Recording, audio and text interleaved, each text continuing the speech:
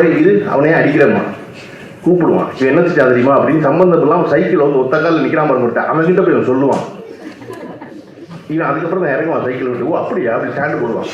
Stand போட்டு பக்கத்தில் பைக்கில் போகிற நிப்பாட்டிட்டு இன்ஜின் ஆஃப் பண்ண மாட்டான். என்னவா அப்படிமா சைக்கிள் இப்படி இறங்கினா பாருங்க. அவன் சொல்லுவான், அண்ணே என்னவா பண்ண அப்படியே பண்ணிவிட்டான். அப்படி இப்போ ஆஃப் பண்ணிட்டு அப்படி கேட்பான். கேட்டுட்டு பின்னாடி கால்கார வருவான்.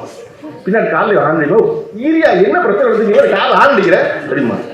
அவன் வெளியே எட்டி பார்த்து என்னாச்சா அடிச்சுட்டான். அவனை அடிச்சுட்டானா அப்படி காலில் கீழே இறங்குவான். இறங்கினா டவுன் பஸ் நிற்கும். டவுன் பஸ் இன்னொன்னு ரொம்ப நேரம் நிற்கிது. இப்போ போ அப்படியே உள்ள வந்து டிரைவர் திரும்பி என்ன நடக்குது எப்படி மாதிரி போகிற இருக்கும். இப்போ அந்த பஸ்ஸில் எல்லாம் கீழே இறங்கிடுவான். இறங்கி அந்த 2 பேர் போட்ட சண்டையை மொத்த ஊர் நின்று தீர்ப்பு வழங்கி அப்புறம் தான் அனுப்புவோம் அவன் வேலைக்கு.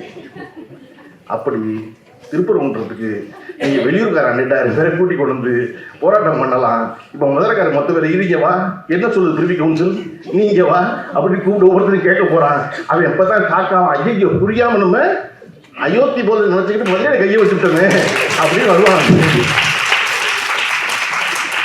அப்படி ஒரு வரலாறு இருக்குது ஊருக்கு.